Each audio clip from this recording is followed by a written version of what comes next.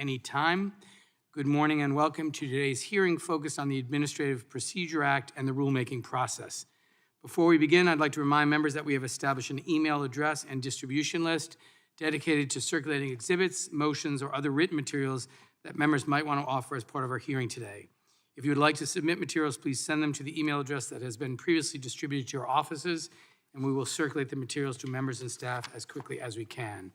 I would also like to remind all members and our witnesses that guidance from the Office of Attending Physician states that face coverings are required for all meetings in an enclosed space, such as committee hearings, except when actively speaking. I expect all members on both sides of the aisle to wear a mask for the duration of today's hearing. I now recognize myself for purposes of making an opening statement. Congress enacted the Administrative Procedure Act 75 years ago to establish guardrails to ensure that the rulemaking system is open, effective, and accountable. The APA was enacted in the wake of the New Deal, which created new federal programs and agencies to respond to the Great Depression. In the decades since, Congress has enacted landmark legislation to promote the public interest and protect children, workers, consumers, the environment, and society's most vulnerable. These laws ensure that we have clean air to breathe and clean water to drink, that food and medicine are safe, that workers are safe on the job site, and that borrowers and investors do not get ripped off by predatory lenders. In most cases, Congress tasks agencies with implementing these laws through rulemaking, adjudication, and enforcement. Today's hearing is an opportunity to discuss proposals to update the Administrative Procedure Act and other laws to ensure that the rulemaking process is effective, transparent, accountable, and consistent with Congress's intent. Congress has long directed agencies to implement and enforce the laws.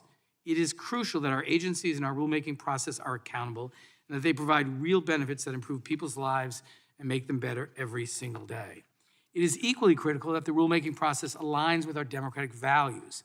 Administrative agencies should not be yet another venue that gives powerful corporations and the wealthy greater access and influence than the public, workers, small businesses, and disadvantaged communities that do not have armies of lobbyists. It appears our current process is struggling in this regard.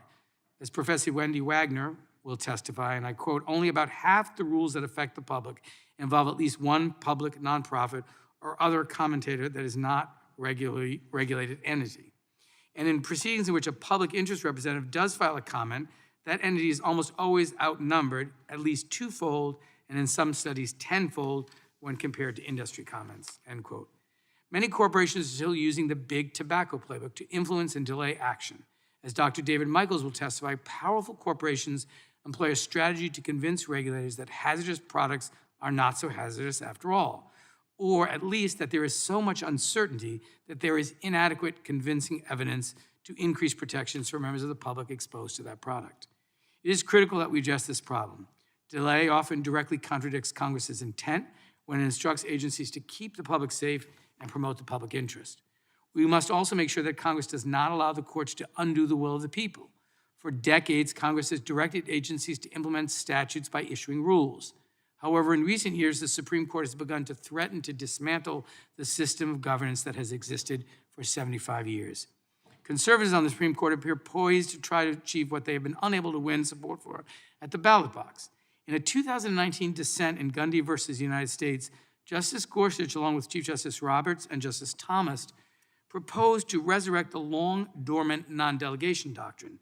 Justice Gorsuch and his colleagues would invalidate the long-standing practice of Congress directing agencies to implement and execute the laws Congress enacts. This result would jeopardize nearly every federal program enacted under both Democrats and Republicans since the 1930s. As Justice Kagan correctly explained, the logical conclusion of Justice Gorsuch's dissent would require that most of government is unconstitutional.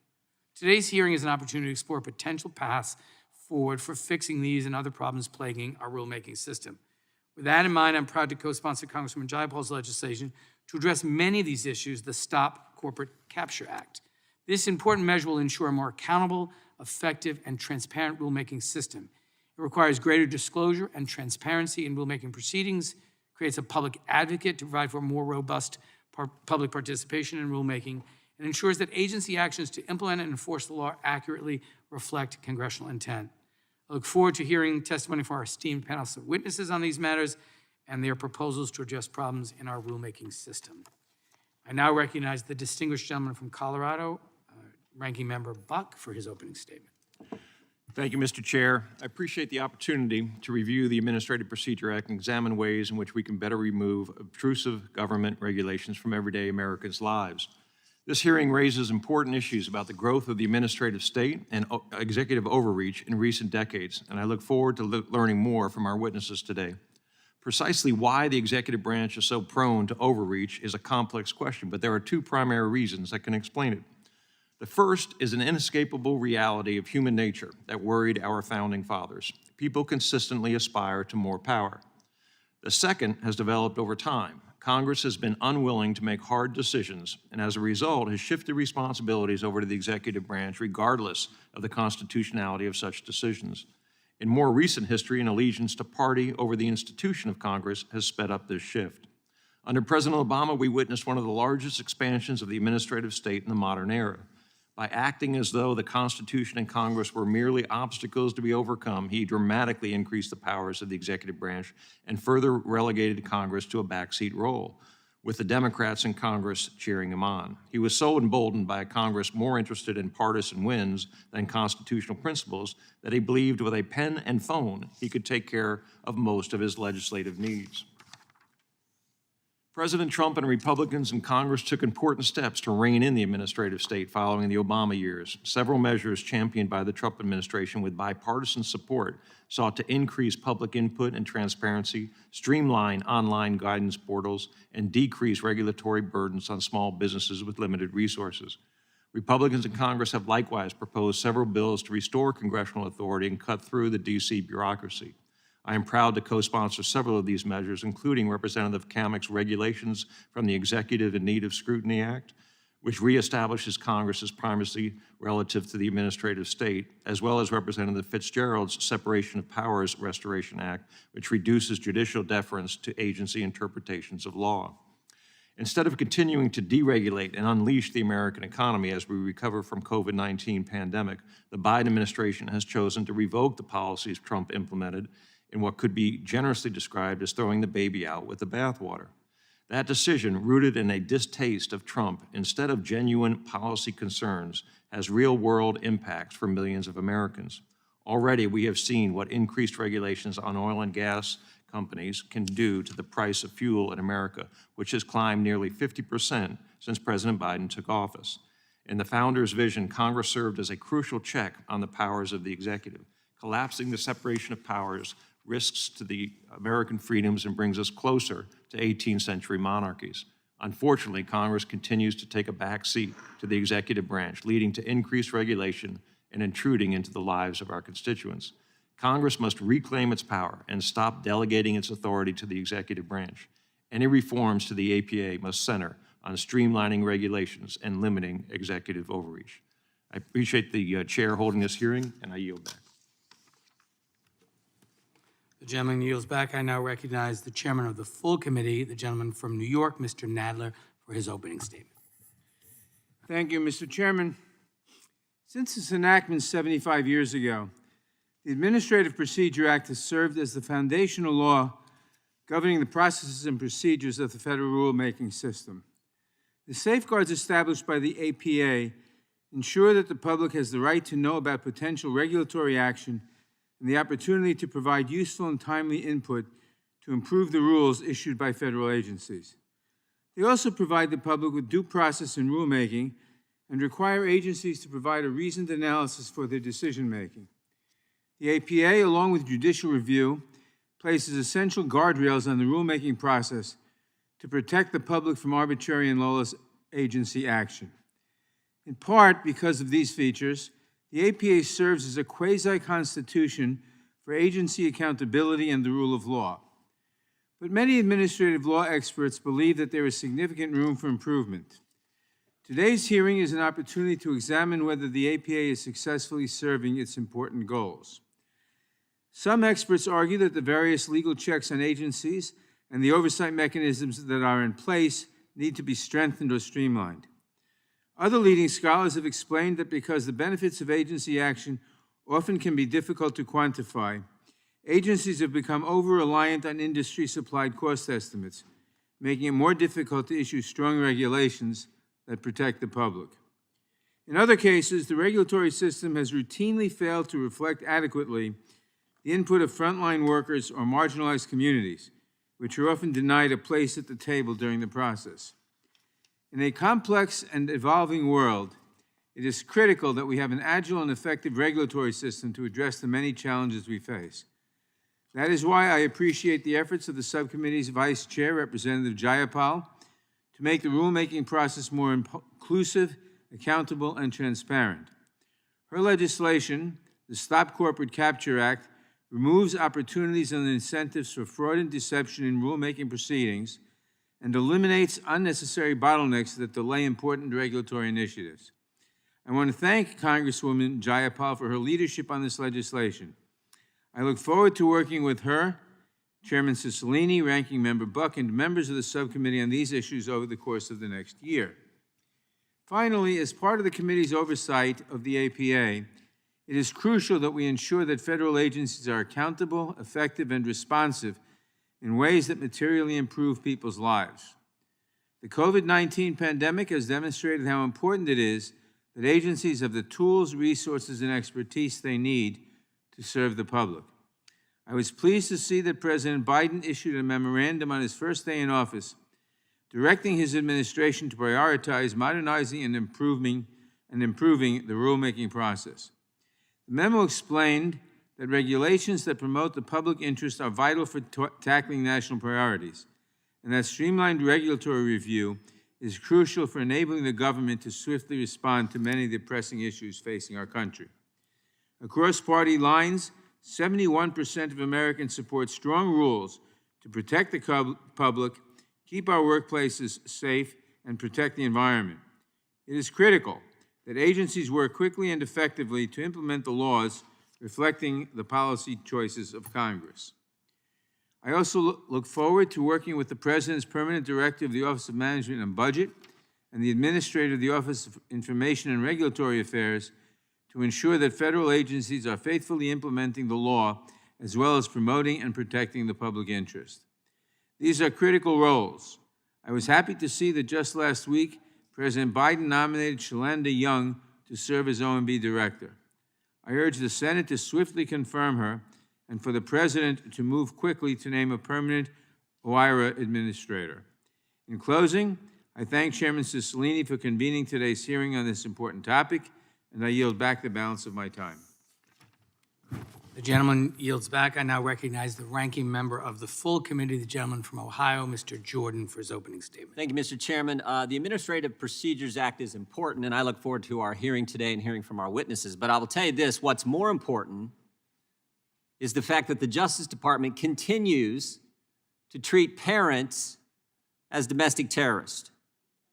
And the fact that the Attorney General hasn't been called back by our chairman to answer our questions when 41 days ago he came in here and misled us, and more importantly, misled the American people, I just can't figure out.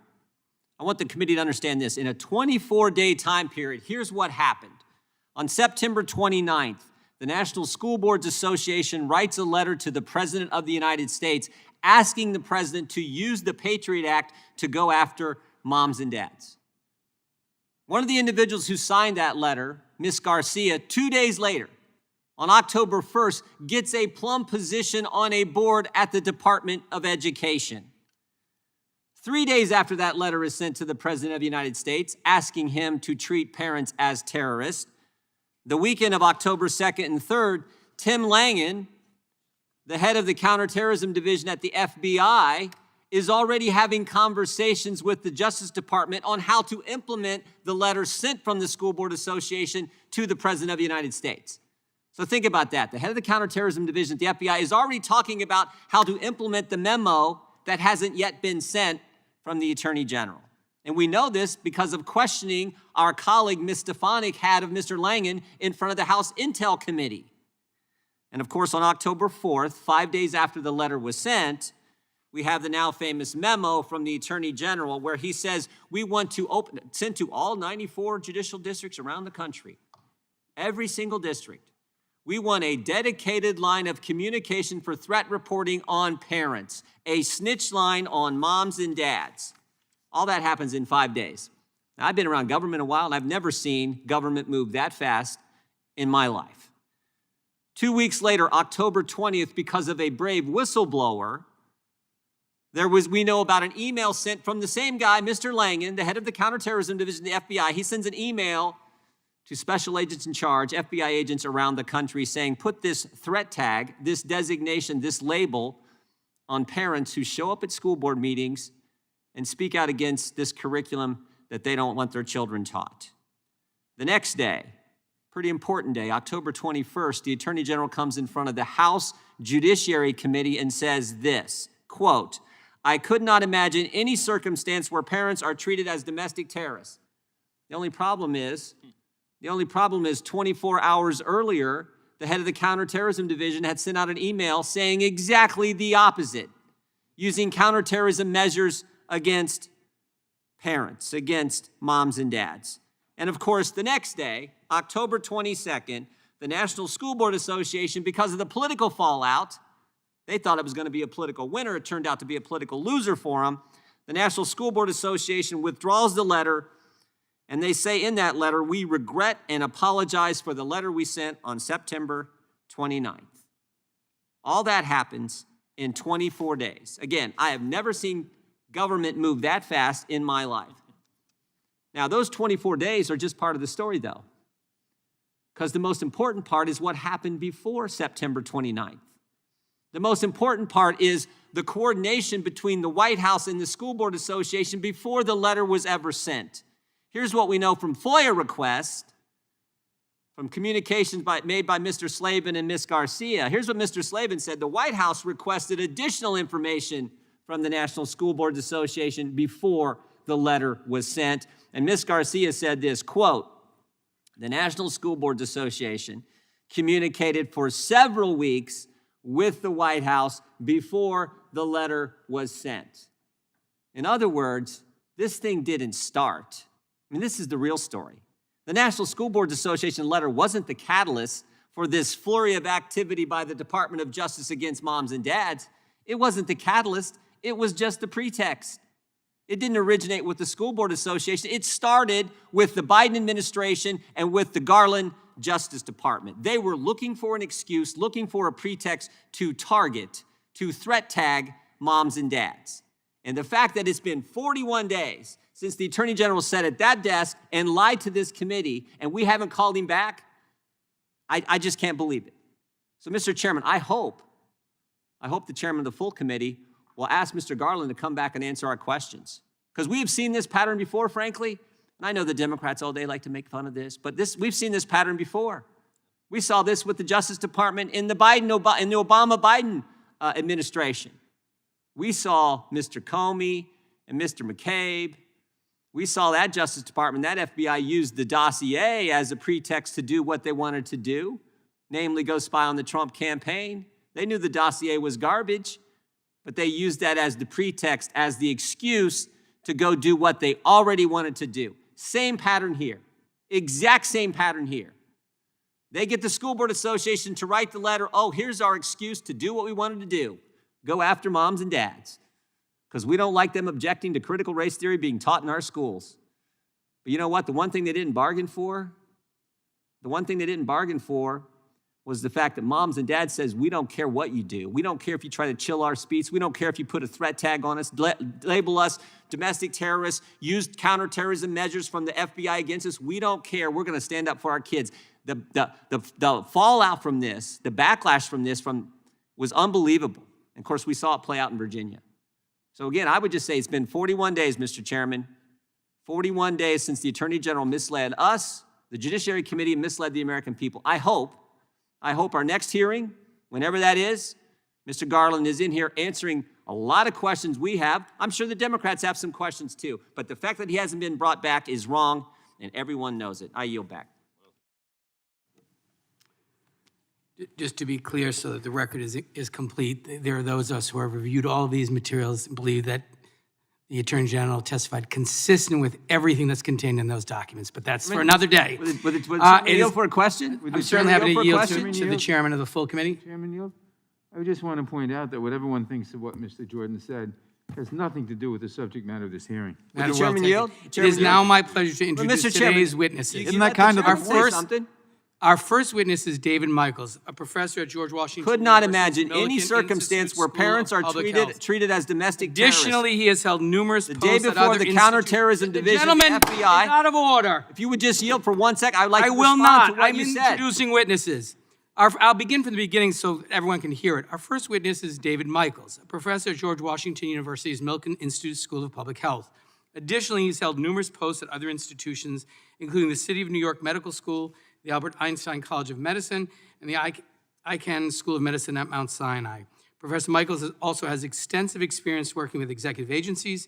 He served as the Assistant Secretary for Occupational Safety and Health at the Department of Labor from 2009 to 2017, and as the Assistant Secretary for Environment, Safety, and Health at the Department of Energy from 1998 to 2001. Professor Michaels received a bachelor's degree from the City College of New York and both his master's in public health and his PhD from Columbia University. Today's second witness is Wendy Wagner, the Richard Dale Endowed Chair in Law at the University of Texas at Austin School of Law, where she has taught since 2001. She has held visiting and associate professorships at Columbia University School of Law, Vanderbilt University Law School, and Case Western Reserve University School of Law. Before beginning her distinguished career in academia, Professor Wagner worked at both the Department of Agriculture and the Environment and Natural Resource Division of the Department of Justice. Professor Wagner received a bachelor's degree from Hanover College, a master's degree in environmental studies from the Yale School of Forestry and Environmental Studies, and her JD from Yale Law School. Our third witness is Jacqueline Patterson. Ms. Patterson is the founder and executive director of the Chisholm Legacy Project, an organization that strives to connect Black communities on the front lines of climate justice with the resources they need. Before founding the Chisholm Legacy Project, Ms. Patterson established another organization focused on social justice, the Women of Color United. From 2007 until July 2021, Ms. Patterson served as the senior director for the NAACP Environmental and Climate Justice Program. She currently sits on multiple advisory boards, including the Center for Earth Ethics and the Hive Fund for Gender and Climate Justice. Ms. Patterson holds a master's degree in social work from the University of Maryland and a master's degree in public health from Johns Hopkins University. Today's last witness is Jennifer Mascott, the co-executive director of the C. Boyden Gray Center for the Study of the Administrative State and an assistant professor at George Mason Antonin Scalia Law School. Professor Mascott has also held a teaching position as an adjunct professor in administrative law at the George Washington University School of Law. Before joining the faculty at Antonin Scalia Law School, Professor Mascott served as of counsel at Consovoy McCarthy Park, LLC, from April 2019 to January 2021. Professor Mascott took leave to serve as an assistant deputy attorney general at the Office of Legal Counsel at the Department of Justice. She currently serves as an executive committee member on the Federalist Society's Separation of Powers Practice Group. Professor Mascott received a bachelor's degree from the University of Maryland at College Park and a JD from the George Washington University School of Law. We welcome all of our distinguished witnesses and we thank you for your participation. I will begin by swearing in our witnesses. I ask our witnesses who are testifying in person to please rise, and I ask our witnesses testifying remotely to turn on their audio and make certain that I can see your face and your raised right hand while I administer the oath. Do you swear or affirm under penalty of perjury that the testimony you are about to give is true and correct to the best of your knowledge, information, and belief, so help you God? You may be seated. Let the record show the witnesses answered in the affirmative. Thank you again. Please note that your written statements will be entered into the record in their entirety. Accordingly, I ask that you summarize your testimony in 5 minutes. To help you stay within that time frame, there's a timing light in WebEx. When the light switches from green to yellow, you have 1 minute to conclude your testimony. When the light turns red, it signals that your 5 minutes has expired. I now recognize Professor Michaels for 5 minutes. Thank you. Chairman Nadler, Chairman Cicilline, Vice Chair Jayapal, Ranking Member Jordan, Ranking Member Buck, members of the subcommittee. My name is David Michaels. I'm an epidemiologist and professor at the School of Public Health of George Washington University. I'm honored to have been invited to provide testimony on updating the Administrative Procedures Act, including through the Stop Corporate Capture Act. From 2009 to 2017, I served as Assistant Secretary of Labor for OSHA, the longest-serving administrator in the agency's history. I've also written many articles and 2 books on the use of science in regulation. Public health tragedies, from cigarettes and asbestos to the climate crisis and the widespread PFAS contamination of our drinking water, have necessitated the growth of America's public health and environmental regulatory system. The objective of the laws and regulations and the agencies empowered to enforce them is not only to stop the damage and prevent future harm, it's to maintain and strengthen the free market system. Laws and regulations are the underpinning of our economic system. They define market structure and property rights while attempting to ensure that property rights don't intrude on personal liberties. It's clear that our current system of protecting the public's health, safety, well-being, and environment does not function well. We're in a constantly changing world characterized by the rapid appearance of new hazards and crises that can have significant and potentially cataclysmic effects. We need an agile regulatory system to address many difficult challenges: the climate crisis, COVID-19 variants, environmental injustice, income and wealth inequality, the affordable housing shortage, antibiotic-resistant organisms, the opioid overdose epidemic, and the threats to financial stability posed by cryptocurrency, to name just a few. And we need good research to address these.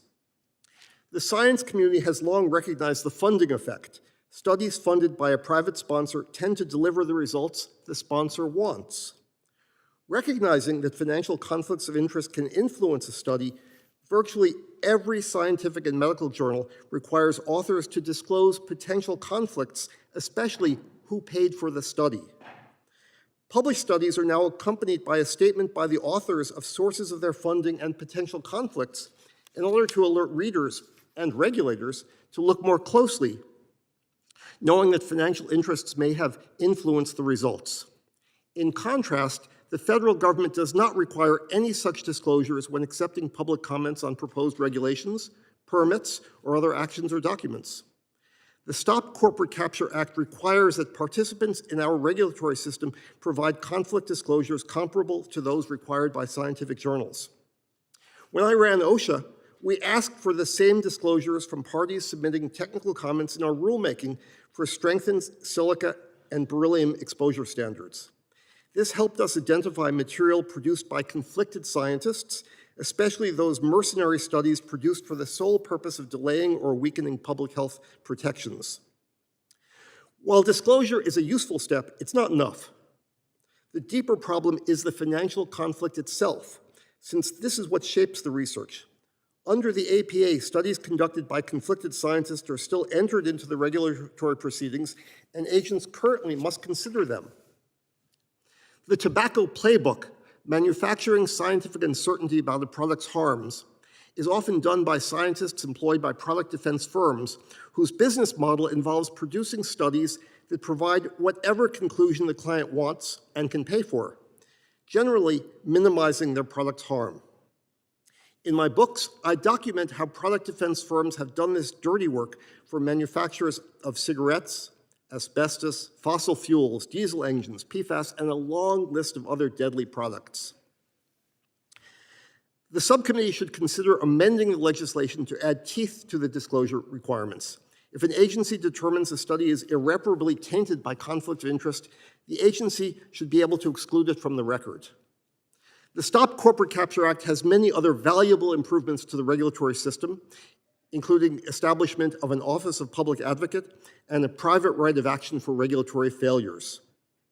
I strongly support these provisions, and I address them more fully in my written testimony. I applaud your efforts here today, and I look forward to your questions. Thank you. Thank you, Professor. I now recognize Professor Wagner for 5 minutes.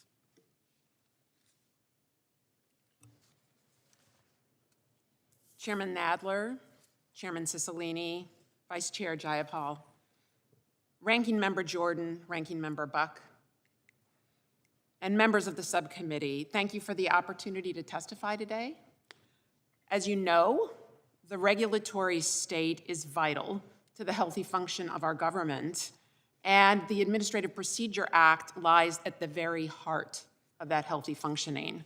Yet, 75 years of piecemeal oversight by the courts, the executive branch, and even Congress has taken its toll on the effectiveness of the APA. Some of these added requirements, particularly those coming from the executive branch and the courts, work at cross purposes. Others are ineffective or even backfiring, and all these problems are longstanding and have been around at least since the Reagan and Clinton administrations. Now, to understand these problems, it's important to contrast what the APA promises to do on paper with what it is actually happening in practice. This vantage point, I think, also highlights the excellent progress Representative Jayapal's bill makes in revitalizing the APA. So on paper, the APA provides procedural requirements that are designed to ensure agencies are held accountable both for their scientific analyses and for their policy decisions. For example, when an agency promulgates a rule, it must first publish its initial proposal for public comments. It must then, by the terms of the APA, consider all of those comments, and if the agency fails to do this in ways that run afoul of the APA, the courts can force the agency to start over again. This process is in fact lauded by a number of administrative law scholars as providing an excellent model for robust democratic deliberation. So that's APA on paper. What is actually happening in practice? I'll identify two problems. First, the design of administrative process is very much concerned with ensuring agencies bring their very best science to the table, but 75 years of implementation has yielded some major cracks in this foundational goal. Foremost among them is the risk of the politicization of agency expertise. There is a long-established practice within most executive branch agencies that position the political decision maker at the apex of all agency decisions, including the scientific record. Thus, while the agency's technical experts may conduct an impeccable synthesis of the available scientific literature bearing on a policy question, the political officials are positioned, if they find it useful to their interests, to edit, change, or otherwise manipulate that scientific record before it is ever made public. They can even select the members of the peer review panels.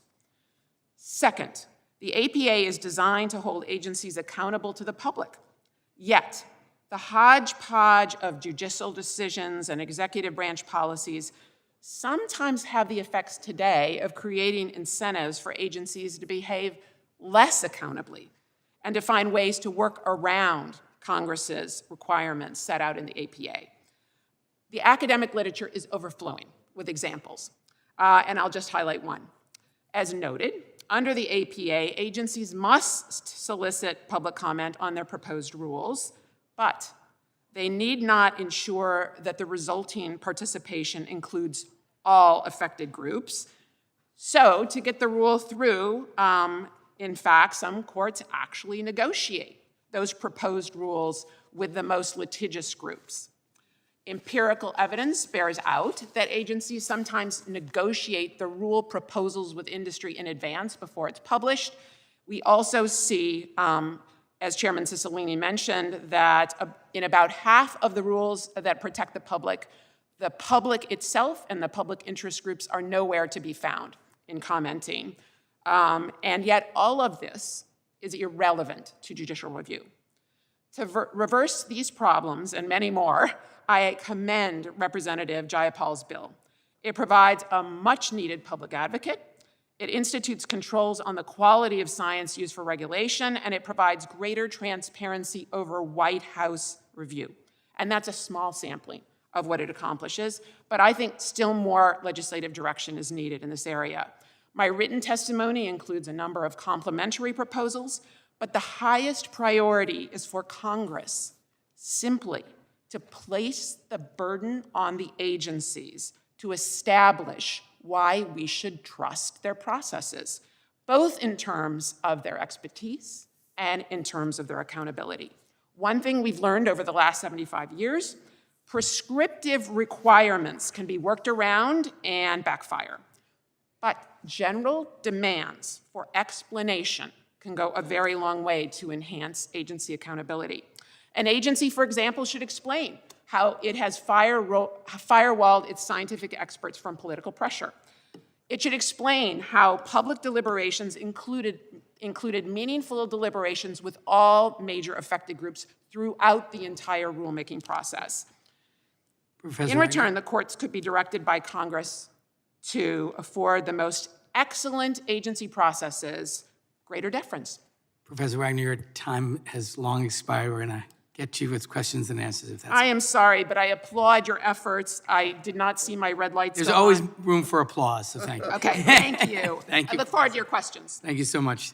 I now recognize Ms. Patterson for 5 minutes. Thank you so much, and thank you all for having me and for hosting this critical conversation. Our communities have seen the impact of the outsized influence of corporate entities on rulemaking for environmental regulations. EPA records from 1994 to 2009 found that industry groups held a virtual monopoly over informal communications that happened before proposed rules were publicly available. On average, industry groups engaged 170 times more in informal communications with EPA than public interest groups. These were communications that occurred before any proposed rules were even written. By the time the notices were published, comments from the public were buried in an avalanche of well-funded, heavily credentialed comments from industry insiders and their highly paid allies. Industry groups submitted 81% of the comments during the notice and comment period, compared to public interest groups who submitted a mere 4%. Furthermore, between 2001 and 2011, the Office of Information and Regulatory Affairs, OIRA, met with 5 times as many representatives of industry than with people representing public interest groups. University of Wisconsin at Madison found a strong correlation between interest groups lobbying OIRA and the changes in the final rules that favored those very interest groups. So for us, this is important because the people who are paying the price for a regulatory system that's being governed de facto by polluters include communities who are on the front lines of the health, social, and economic impacts due to underregulated toxic exposure. Communities who are on the front lines of near roadway air pollution from the underregulated combustible engine. Communities and nations disproportionately impacted by climate change due to barely leashed greenhouse gas emissions. And 76,000 coal miners who have died of black lung disease because the coal dust went grossly underregulated. Meanwhile, the average annual compensation of a coal company CEO is $9.8 million. The profits reaped by the energy sector are in the billions as a result of the hamstrung regulatory system that paves the path for the companies to operate without rules that protect public health and well-being. When the public participates in the rulemaking process, it truly makes a difference. We've submitted written testimony and organized 5 multi-state delegations to provide in-person testimony on mercury and air toxic standards, new source performance standards, and beyond. School teachers, nurses, firefighters, community leaders, youth, aunts, aunties, uncles participated in these proceedings. As a result, we had an EPA official in tears as she listened to the testimony of a grandfather from Steubenville, Ohio, with his grandson on his lap as he testified on the air quality he wants for his community and for his grandson. A coal company showed us its stripes as it cut off annual support to an NAACP branch saying, "We only support our friends, and your organization talked bad about coal to the EPA, so you're no longer our friend." And in the end, we saw equity-based changes in the language for proposed rules making on air quality. Government entities are already putting infrastructure in place to ensure that they are truly acting as taxpayer-supported public service. The Federal Energy Regulatory Commission established the Office of Public Participation. The Government Services Agency is engaging in a listening relationship with the NAACP's Centering Equity in the Sustainable Building Sector initiative. The Federal Emergency Management Agency has established a memoranda of agreement with the NAACP and with the Institute of the Black World. So we know what's possible. For our nation's regulatory system going forward, it literally holds the lives and well-being of the people and the planet in its portfolio of responsibility. So we offer these recommendations. Develop a parallel to the FERC Office of Public Participation throughout our regulatory apparatus.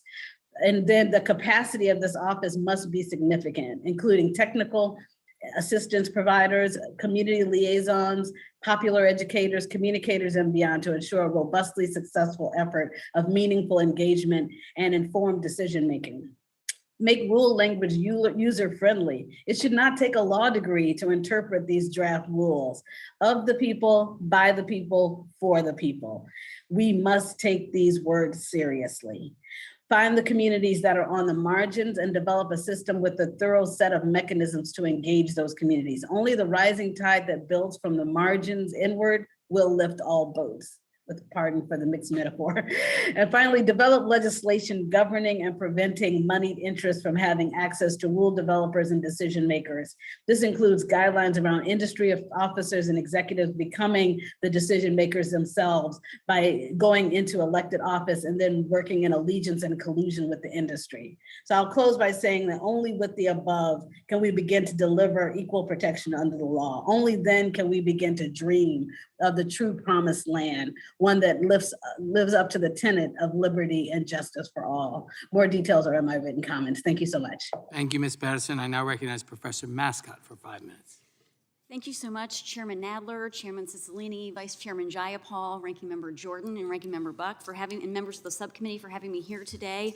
I'm Jennifer Mascott, a professor at Scalia Law School, co-lead the C. Boyden Gray Center for the Study of the Administrative State, and currently serve as a public member on the federal agency, the Administrative Conference for the United States. And I'm so pleased to be here today to talk about this very important topic. I'm glad the committee is looking into bringing more rulemaking accountability and transparency and re-examining the Administrative Procedure Act 75 years out. As my written statement talks about, the APA has not been meaningfully changed on the rulemaking procedural side in the 75 years since it was enacted in 1946 as a textual matter, but as a practical matter through various judicial opinions and agency practices over the years. Arguably today, the way that rulemaking works is quite different from the way in which the original text of the APA provided the procedures to occur. And so some of the ways in which practice deviates from the statutory text, Congress could address perhaps by revisiting the APA and either specifying that ways in which agencies can bring more transparency and go back to the original text of the APA, or updating the APA procedures to reflect 21st century practices. Some specific examples are that the APA, for example, provided for a category of formal rulemaking, where parties would have a chance to come and give oral presentation of their views, be questioned, introduce testimony. And in the 1970s, because of a Supreme Court opinion, the bar for requiring agency formal rulemaking has been made so high that as a practical matter, that category of agency action really no longer exists. The Department of Agriculture sometimes uses formal rulemaking, but to the extent that Congress thinks agencies should be subject to more procedures, give more public input, the formal rulemaking category could be expanded.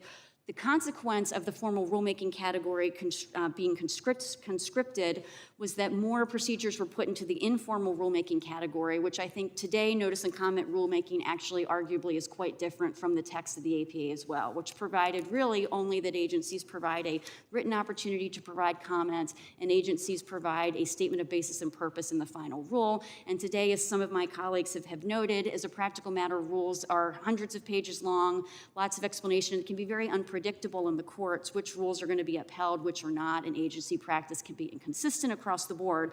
So I would recommend Congress revisit that procedure as well. The final consequence that I think is arguably the most damaging is that because informal rulemaking, notice and comment rulemaking, has become so challenging, agencies have really been motivated to do quite a lot through informal guidance statements, interpretive statements that might be posted on websites, issued as letters, suggesting that maybe an agency will engage in an investigation or bring a charge, and sometimes is taken, I think, as a just threat or concern by risk-averse American families and businesses and individuals and corporations.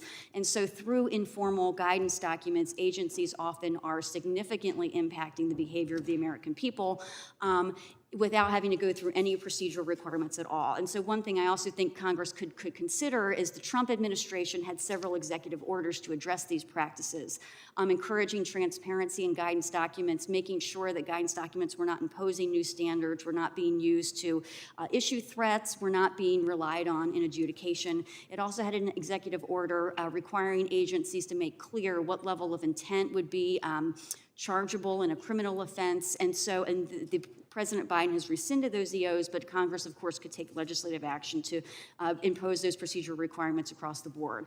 I think the reason that the hearing today is so important is because today, as time has gone on, more and more action is being taken that impacts American lives and families and local communities through rulemaking.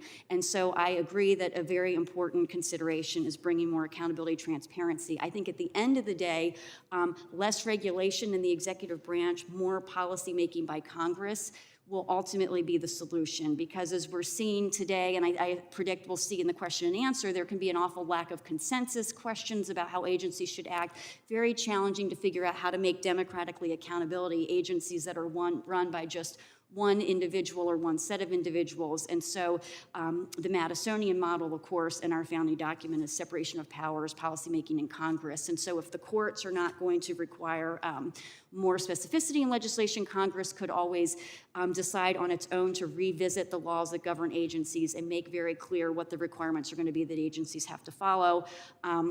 And bring kind of that separation of powers back to bear, either through the Separation of Powers Restoration Act, the REINS Act, or other legislative proposals on the table. Thank you so much.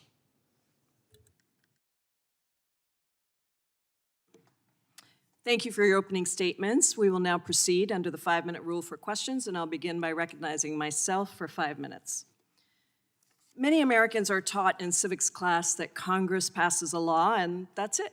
But the reality is that major legislation enacted by Congress that addresses climate change, workers' rights, health care, must also be implemented and enforced by the executive branch to become a reality. To do that, federal agencies go through a process of administrative rulemaking or the creation of regulation that enforces the law. Unfortunately, this has turned into a shadowy process where special interests and big corporations send a bevy of lobbyists to make sure that the rules benefit them. There's limited transparency or accountability in the creation and enforcement of regulation. Little opportunity for the average citizen to combat industry-backed research, meetings, testimony that's too often vying against the public interest. And at the end of the day, allowing corporations and special interests to essentially capture our government with their massive and undue influence on federal agency. Mr. Michaels, as the former Assistant Secretary of Labor for OSHA, you've seen firsthand how companies thwart regulation through funding sham academic studies or powerful lobbying groups. What impact do these instruments of power have on the administrative process, and how does this impact workers? You need to turn your microphone on. Thank you.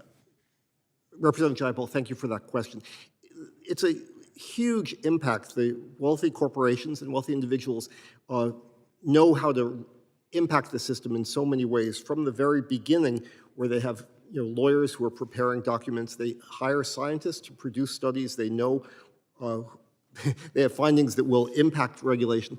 There's a revolving door, and so they hire very senior administrative officials who then can help them get through regulation. And the most sort of lurid example, which I think everybody's aware of, is that Purdue Pharmaceuticals hired the FDA regulator, essentially, who looked at the opioids that they were producing to then work with them to make sure they could sell more opioids, really leading to this disastrous opioid epidemic.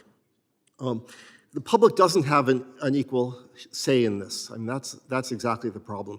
And the agencies are outgunned, as you heard from Professor Wagner, that knowing that they will end up in court, regulators often sort of pull back, or they negotiate with themselves even to protect the agency and to get something through. The result is that our regulations are weaker, they're not protective, and people are paying the price through illness, through death, and through a destroyed environment. Thank you, Professor. Ms. Patterson, you're an expert in environmental and climate justice, and you've seen how the rulemaking process falls short in considering social equity in environmental regulation. Congress has required agencies to consider a host of industry-friendly economic factors when making rules, but it hasn't done the same for elements like equity and justice. How can Congress address that oversight? Thank you. So one example is to make sure that we actually do have those avenues for public engagement in this conversation. So as I talked about the Office of Public Participation, and then also really building the capacity of agencies to be able to and through that, in building the capacity of agencies to be able to engage directly with communities. And so communities and public interest groups know the types of mechanisms that we need to have to ensure that we're delivering equity. And they need to be able to be at the table with equal status to be able to put those ideas forward. Very important, thank you. Professor Wagner, the Office of Information and Regulatory Affairs is responsible for reviewing proposed regulation by agencies, but it's often criticized for having too much control. OIRA instructs agencies to make substantial changes to rules, sometimes delaying the implementation of a regulation altogether. How does Congress work to make OIRA more efficient? Thank you for that question. Actually, your bill, I think, does an excellent job on that front. First, it suggests that OIRA can't even be involved with an agency rule until the agency checks that rule into OIRA. Right now, OIRA works upstream before the review process.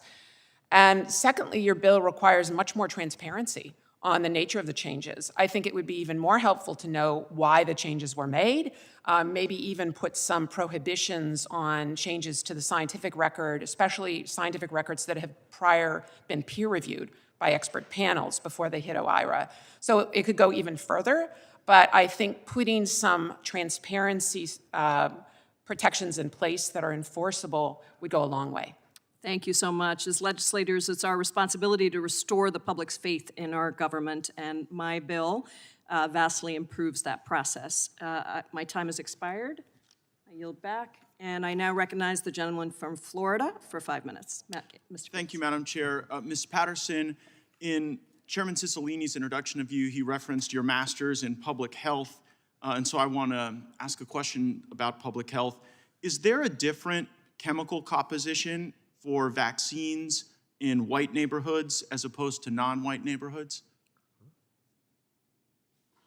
Yes, so my master's in public health does not mean that I have in any way had any access to be able to examine the different compositions of different vaccines that are provided in different neighborhoods.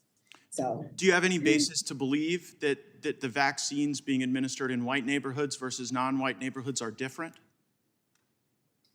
I don't have any basis to even begin to evaluate that question because, again, I don't have access to the data, samples, or anything like that. What about the batching process? Is there something called a white batch of vaccines as opposed to a batch of vaccines that would be intended for non-white people? Not that I've heard of. Not that you've heard of. It's interesting, I found a tweet of yours from December 3rd, almost a year ago today, 2020, where you tweeted, "My COVID-19 vaccination plan, go to the whitest neighborhood I can find to make sure my dose comes from a white batch." How should we think about that tweet? As the humor that it was intended, albeit kind of a dark humor in terms of the reality of the Tuskegee experiments and so forth in our community. And so there was a whole string of commentary that we had following from that about how it was a shame that we even have to think in these types of terms. So that's where... Well, it would seemingly be more of a shame if we thought in these terms without a basis. And I understand people, put things on Twitter sometimes that are jokes. And I noted in response to your tweet, an account called Urban Dashboard replied, "You have a great sense of humor, but too painful to laugh at that joke." And then you replied, "I know, it's all too painful all day, every day. And as I said, I was barely joking because it's real!"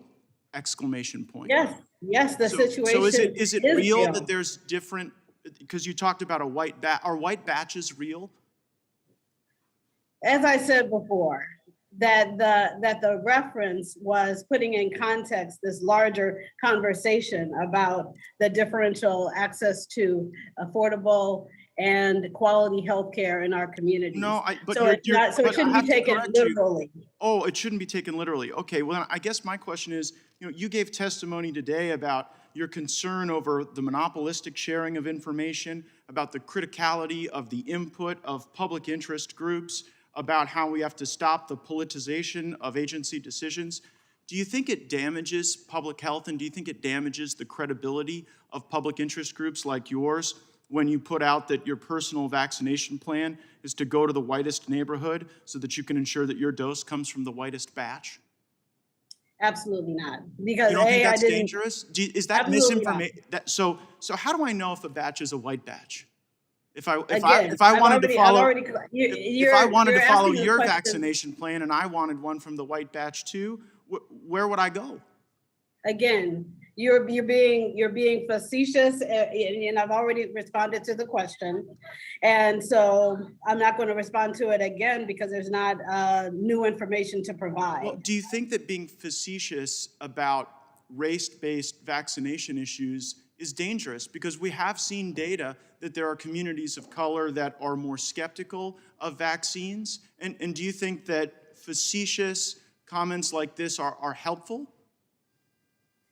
So I think that they're important to raise a dialogue about why it is that people are more skeptical. I think it's important to raise the dialogue about how we can ensure I only have a few that moments we left. have- So you're what's- interrupting me. Yeah, You're interrupting me I'm while interrupting you because I don't have a few seconds left. No, you're asking me a question. What's the I'm most answering the important question, part of the and now you're dialogue breaking to into my understand response. from a white So batch? I think it's not really a legitimate seeking of information when you're breaking in when I'm actually responding to the question. It's always legitimate to ask witnesses before the committee about their own But it's not statements. legitimate And since to, this- it's not legitimate to Okay, interrupt when do you someone is trying regret to this answer the question. tweet? Since it seems to be causing some consternation, do you regret having sent it?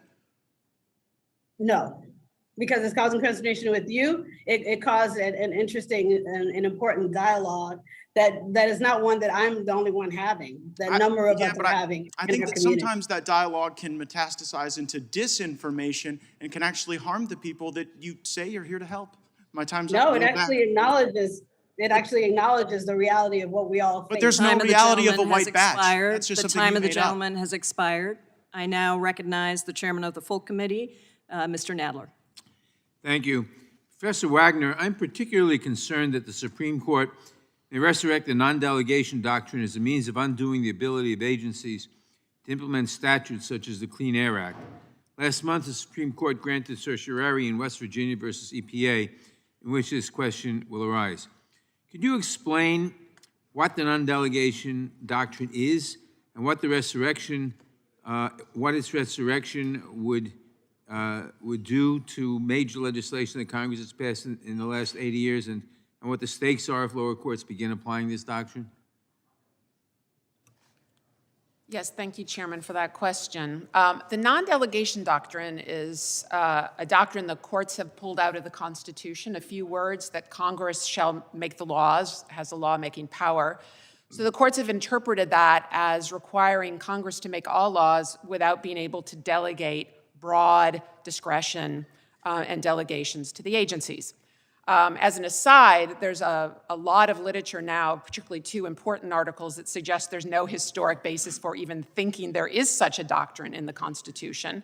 But putting that aside, over the last 200 years, the courts have only applied the non-delegation doctrine twice in 1935, in fact, I think because it has sort of a flimsy basis. So this is something we've worried about from time to time, but hasn't really come to the fore. So what has happened in Gundy is that we see some conservative justices in their dissent suggesting a whole new test for thinking about when Congress has delegated too much lawmaking power to the agencies. They say that statutes could be unconstitutional potentially if the agencies have more power than simply filling in the details or making fact findings. So the minute agencies go beyond that, there's a threat. This could be catastrophic, in fact, for the administrative state if that kind of dissenting position became the majority position, because almost, I think the last count I saw was 99% of Congress's statutes would essentially be at risk of being unconstitutional under that theory of the non-delegation doctrine. Hopefully the justices won't go that far, but if I were a member of Congress, I would be very concerned about this new non-delegation doctrine trend, because instead of Congress deciding what its lawmaking power is and how much it wants to delegate policy to agencies, it'll be the courts deciding what Congress's lawmaking power is. Thank you. And in recent years, Federal courts have begun to challenge longstanding precedent that in cases where Congress has not provided clear direction, courts generally defer to an agency's reasonable interpretation of a statute the agency administers. This is known as the Chevron deference. Chevron was a unanimous decision. After 30 years, why are courts now beginning to question agency deference? And if courts eliminate Chevron deference and decide cases under de novo review, how will that affect the ability of agencies to do the jobs Congress has delegated to them? Thanks again for the question. I think the question is a really hard one. I unfortunately would probably cite to ideology as the shift in Chevron and the approach to Chevron.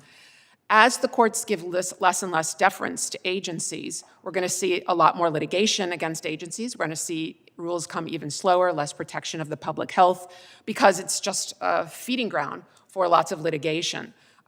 So as agencies lose deference, we will see a lot less protection of the public health than already is the case. Thank you. Ms. Patterson, prior to an agency issuing a significant rule, the Office of Information and Regulatory Affairs reviews the rule. That review process often includes input from and meetings with affected industry stakeholders. In your experience, is the public, particularly frontline communities and vulnerable groups most likely to be affected by an agency's action, involved and represented during this review process? And if not, how is the absence of these stakeholders likely to affect the rules that agencies issue? Thank you so much.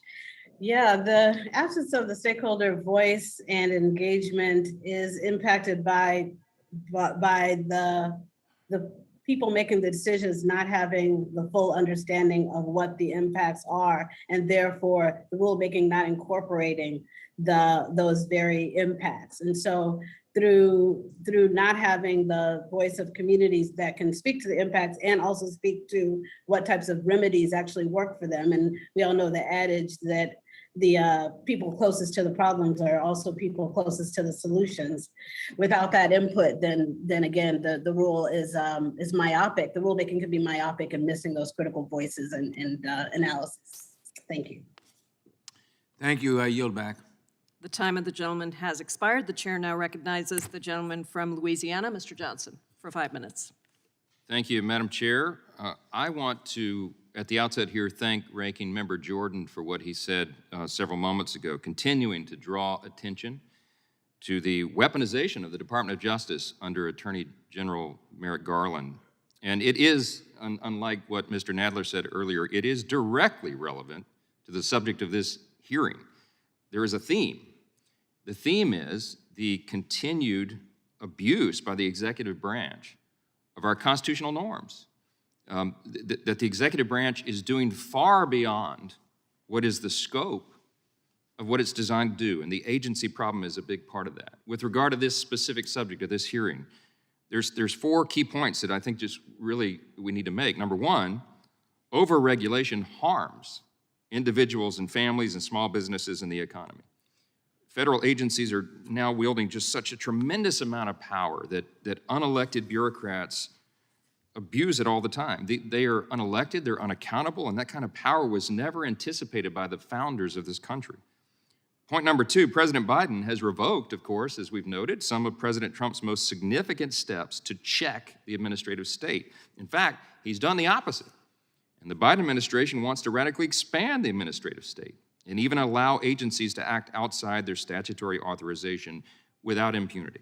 The Biden administration's overreach warrants congressional oversight. Point number 3, the modern administrative state presents serious concerns about agencies' political accountability and about preserving individual freedom. Longstanding features of the administrative state conflict with constitutional principles, including the separation of powers between the 3 branches of government. Number 4, finally, Congress really does need to act in this space. Congress should never consider proposals to check the Biden administration, or we should consider proposals to check the Biden administration's progressive vision. This vision they have is that we would have rule by woke bureaucrats. We have to restore congressional authority relative to the administrative state and better shield the liberties of the American people. With that, I wanted to ask Professor Mascott a couple of questions about the APA. Of course, for folks watching at home, the Administrative Procedure Act was passed into law in 1946. Of course, it was in response to President Franklin Roosevelt's New Deal.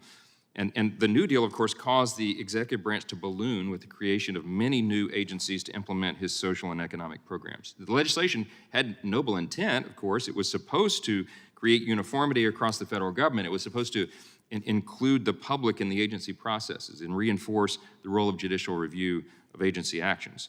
But what's happened is really the opposite in many ways. The Supreme Court instituted the Chevron Deference, which we all know, and the APA has allowed federal agencies to largely go unchecked. So, Professor, just a quick question. Can you give us just a quick summary of the separation of powers and non-delegation principle arguments against the Chevron Deference doctrine? Yes, I mean, the key separation of powers arguments, as you're alluding to, obviously the constitutional structure meant to protect individual liberty is to have three separate branches, each playing a different role. And so the general idea as it relates to the APA and the hearing would be, as folks have talked about, the role of Congress in legislating and setting policy. And that has a very important function, obviously, because the members here, of course, can directly represent electoral interests of families and businesses at home across the country. And so there's not a single bit of action that will ever be able to be taken to bring that level of accountability and transparency and democracy and freedom from single administrative agencies acting in the separate branch of government. The executive branch was meant to carry out the law. And then finally, the Chevron Doctrine, as you've noted, is the question about, on questions of law, when an executive agency is supposed to be interpreting the power that Congress has given to it through a law, who is responsible for making that determination? And so currently, the courts have given deference to the executive branch, which inherently creates a bit of a conflict of interest on the law because the agency carrying out the power is then responsible for determining its scope. And so Congress could take action by clarifying that the actual terms of the original APA, which essentially says that agency action is supposed to be set aside if it's inconsistent with law, is in fact meant to impose a de novo standard review on questions of law and clarify that. And that would, I think, in significant measure bring some accountability. Although, again, I think generally regulation needs to decrease. Federal action in general needs to decrease, but to the extent that it's taken at all, it really should be by the broad representative body, Congress, House, and Senate acting together with presidential signature on laws. Very good. 25 seconds left. Do we need to completely eliminate the Chevron deference, or is it a more modest reform? I think Chevron deference does not have a place under the terms of the APA, so I think it should be eliminated on questions of law. Very good. Thank you for your time. I yield back. Gentleman yields back. The chair now recognizes the gentleman from Maryland, Mr. Raskin, for 5 minutes. Thank you very much. Some regulatory agencies like the FTC, the CPSC, OSHA, and the EPA have been saddled with so-called hybrid rulemaking statutes that require a more formalized process for issuing rules with hearing procedures and cross-examination requirements that are far more suited to adjudication than rulemaking. Dr. Michaels, you are a leading expert in the field and a constituent of mine that I'm very proud of. Do you think that these procedures should be removed in favor of the usual APA notice and comment rulemaking procedures that have been abandoned for these particular agencies and commissions? Congressman Raskin, it's a great question and something that's very important that we should be looking at. I don't know about totally abandoning them because I think that hybrid procedure actually gets to some very important conclusions. In OSHA, we have a system where anybody who testifies at a hearing can cross-examine anyone else who testifies. So there's tremendous opportunity to gather evidentiary record. On the other hand, it takes a long time. So I'd like to think about, and I think we should all be thinking about ways to cut down the amount of time necessary to do this, to cut down the analytical requirements. The OSHA law says that OSHA has to show that every regulation is economically and technologically feasible in great detail. Okay. And as a result, it takes many years to issue a standard. The Silica standard took 19 years. Let me ask you, and I'll throw in Professor Wagner too here. Do you think that the current OIRA review process is cost effective and should be maintained as it is, given the added time that's taken for such review and given the growing criticism that OIRA primarily focuses on reducing regulatory costs rather than increasing regulatory benefits for social efficiency generally? Should OIRA really be assigned a different role than it currently has? Yes, sir. Yes, thank you. I sort of straddle the fence there, but I actually think that we wouldn't lose anything if we got rid of OIRA review. Currently, it's not only causing delays and leading to mysterious withdrawal rules, but OIRA is really getting in the details, including changing the science, overriding long, extensive regulatory processes, including expert peer review, and then literally changing the standards like it did in secondary ozone. Off the cuff, I am not sure we would lose anything by getting rid of OIRA review. The White House should be involved in agency decisions and should interact at some level. It's just not clear to me that it should be through this formalized, extremely controlling, very secretive OIRA review process. Gotcha. And Dr. Michaels, what do you think? I agree. I think OIRA can play a useful role. I don't think it should be eliminated. I think we do need an interagency review process, but the Stop Corporate Capture Act includes much more transparency, which in my testimony I address, which is really important. I also think it's worth noting that while OIRA really has been a conduit for special interests to be able to intervene secretly in regulations of the past, I think the current administration is working very hard to eliminate that and to expand OIRA's commitment to not just looking at costs and benefits, which are important, of course, but to looking at equity, justice, distributive effects, and pushing agencies to do that. And I think that's really a useful thing for them to do. Okay. A lot of statutes are silent on the venue for judicial review of regulatory rules that are adopted. And under the APA, this means that rules governed by particular statutes are often subject to review in a district court chosen by the challenger, which delays the review and, of course, promotes forum shopping. Professor Wagner, since there's no need for an evidentiary hearing in such proceedings, nor for a two-stage review of such rules, would you agree with me that Congress should instead require that all judicial review of legislative rules go directly to the courts of appeal? I think that's an excellent suggestion. The forum shopping that we've seen over the years leads to terrible inconsistency and lots of complicated district court rulings. So yes, I think that's an excellent idea. You've written that the notice and comment process has become dominated by corporate interests and other highly resourced commenters. What can be done to address this problem? Is there any thought of having agencies provide assistance to applicants who don't have the same resources to participate in proceedings? Thank you for that question. I definitely think we should think about subsidies and ombudsmen and proxies provided to major effective groups. As I mentioned in my oral and written testimony, I also think that Congress should simply create incentives for agencies to justify their decision-making processes from beginning to end, that they haven't considered and included all major groups, putting the burden on the agency. Time of the gentleman has expired. Thank you. The chair now recognizes the gentleman from North Carolina, Mr. Bishop, for 5 minutes. Thank you, Madam Chairman. Is my mic working? Yeah, okay.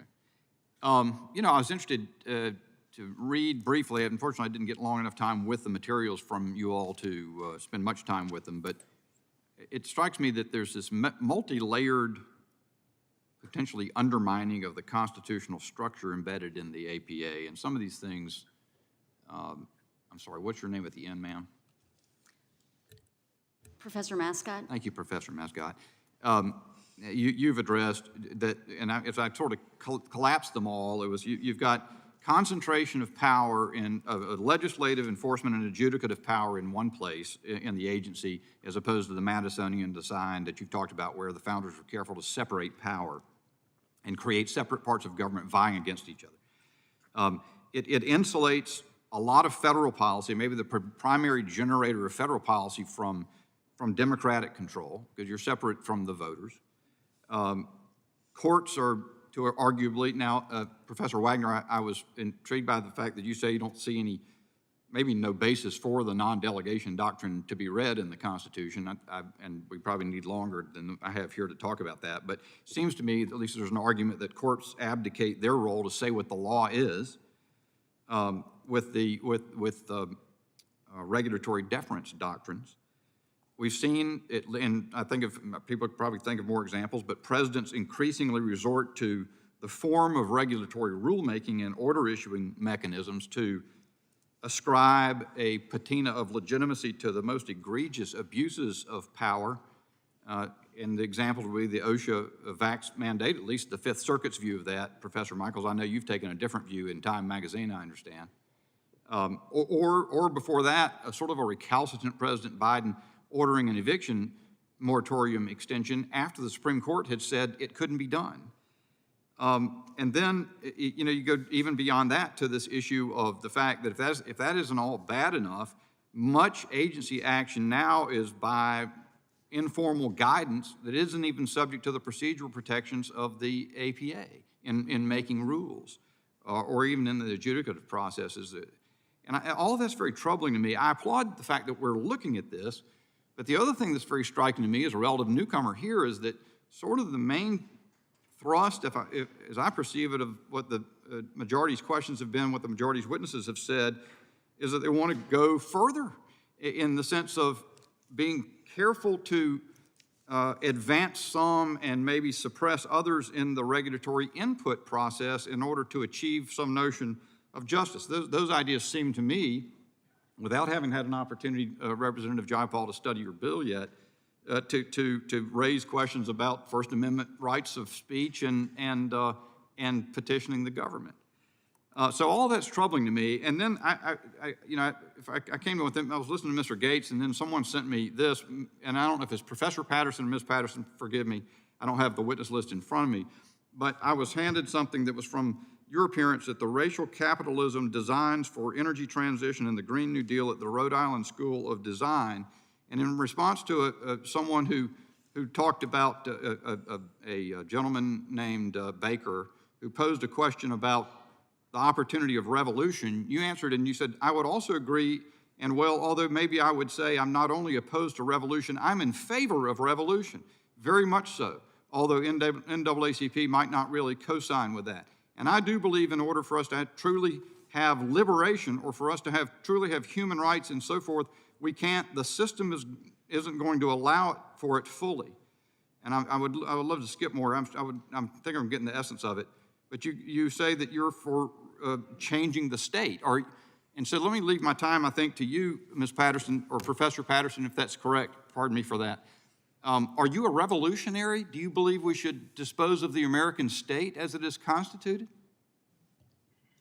When you say dispose of the American state, I'm not sure how to interpret that, but I definitely believe that our system was designed for there to be winners and losers. I believe that it was predicated on this notion of really what we've seen in terms of so much of the power going to people who are seeking profit. And I believe that in order for us to truly have liberty and justice for all, we have to change a system that does have so many pathways for profiteers to thrive, and so little pathways for justice to prevail for frontline communities. The time of the gentleman has expired. I now recognize the gentlelady from Pennsylvania, Ms. Scanlon, for 5 minutes. Thank you, Chairwoman. So we're talking about the Administrative Procedure Act, the process by which federal agencies can write and enforce regulations to implement the statutes that Congress passes and serve the public interest. We've talked a little bit about the Office of Information and Regulatory Affairs, or IRA, as its acronym is known. And I wanted to focus, and this is called, I think, sometimes the most powerful government agency that no one's ever heard of. I wanted to focus a little bit on the cost-benefit analysis that is used in our regulatory system, because there's a lot of concern that we're not accurately judging costs and benefits, that it's too weighted to, what are the costs to a corporation, for example, that might be impacted by regulation, and not really thinking about the impact on the public of either regulation or deregulation. So, Dr. Michaels, you mentioned in your testimony, I think you said, just as regulations have costs and benefits, the failure to protect the public's health, safety, and well-being also has costs and benefits, and often The benefits accrue to private parties who are profiting from actions that hurt the public. And so what occurs to me is, for example, if we have a large company dumping into our streams or something, there's impacts there on wildlife, on downstream homes and families and water quality, et cetera. But we don't seem to adequately take those costs into effect when we're doing these regulatory reviews. Can you explain a little bit about how the failure to regulate has costs and provide us with some examples? Thank you. That's a really important question. We have a system that allows and encourages delay. For the government to step in to protect workers, to protect the environment, they have to go through a long process. It can be extremely long. And as long as that goes on, the regulated parties have no incentive to address the problem. And so those costs to individuals, to the environment, are never even taken into account. When we get to the actual regulation itself, when we try to estimate what's the cost of the regulation, it's often to the polluter or to the corporation. And then the benefits are much harder to monetize, because benefits, what is clean air worth to you to be able to see beyond the smoke, or the emotional impact on the family whose breadwinner has been killed in a work-related accident. We don't say that's one of the, that cost to the polluter, to the corporation, is not considered. So we have a whole system that essentially privileges corporations, polluters, manufacturers of dangerous products over the people who could be affected by their products. And one of the really important points in the Stop Corporate Capture Act is to say we have to start dealing with that. We have to look at benefits that you can't monetize. What does it mean to be able to have a type of animal species which will disappear from the earth? Is that valuable to us? Of course it is, but how much is that?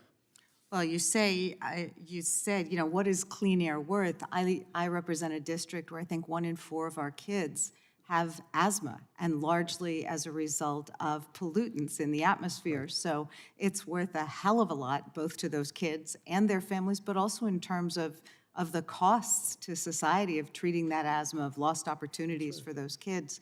Do you have specific suggestions on what we can do to redress this imbalance in how we assess costs and benefits? Well, I think the 2 steps that we're taking right now, which first of all, President Biden's memo saying that OIRA should begin to address this, and we expect a memo to come out of OIRA soon, is an important first step. And of course, this legislation, which just raises the issue. But I think we need a public discussion to talk about this.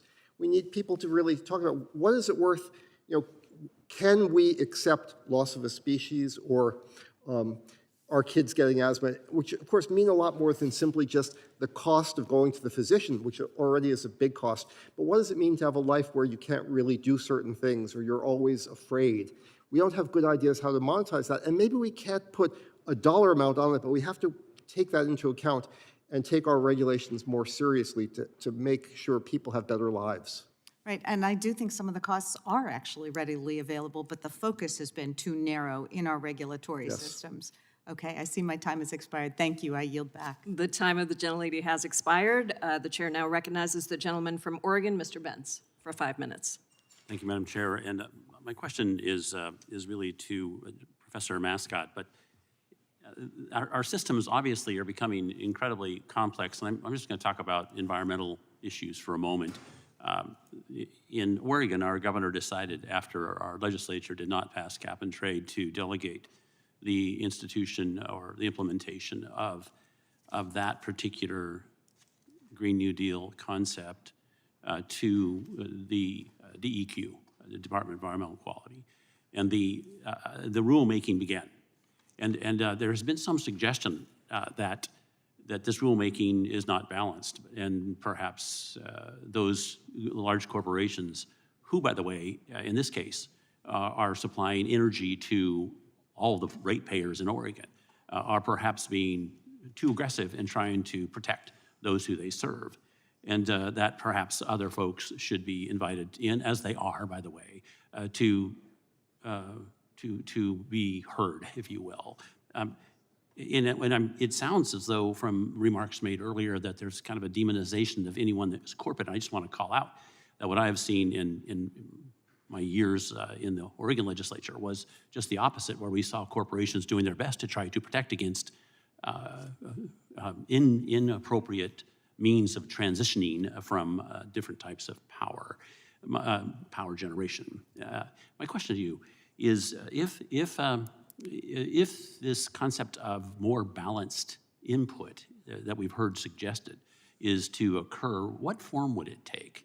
Because what I have seen is those who are charged with providing electricity and energy to our folks, that's their job. And so they show up doing their best to try to make sure these rules that have been delegated after they couldn't get it through a legislature, which happened, I think, also with Rule 111D in this body, or the then president wanted that to happen. What would you suggest be done to convince folks that the public is being heard? By the way, the public is being heard in our state, but we've heard maybe it's not being heard now. So, Professor, what would you suggest? Sure, thanks, Congressman.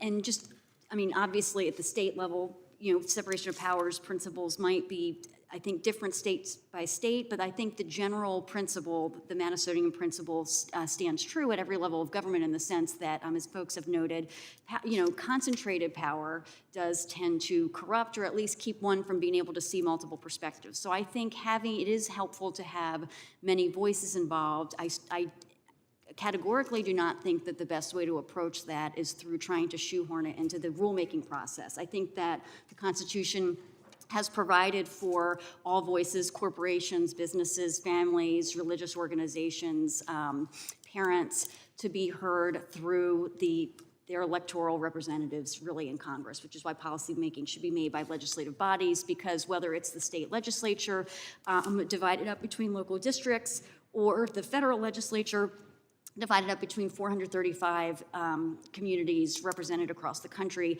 that process is the optimal one for many voices and interests being able to be heard through a representative democracy, and that there shouldn't be necessarily an artificial balancing put into place in the rulemaking process. And I think the challenges that we're hearing from many of the witnesses today, with people feeling like they're fairly heard in rulemaking, simply is evidence, again, that too much rulemaking is happening at the federal level and in the executive branch, and that it can really be in the best interest of Congress and the American people for Congress, whether it's one of the larger agency organic statutes or the APA itself, to take a close look at recommendations for how to give more clear direction to executive actors about how to carry out power. And if institutionally that seems like it would slow things down or be a challenge, a model like the REINS Act, where the executive agencies do the work of the research, kick proposals to Congress, but Congress then brings its electoral accountability to bear, and yet saying yay or nay through the legislative process, could be one proposal for moving forward. Thank you, and I appreciate that. And I'm going to yield the last 30 seconds to Mr. Bishop. I don't know if 30 seconds does it for me. Professor Mascott, let me just, I sort of summed up some of the challenges I saw.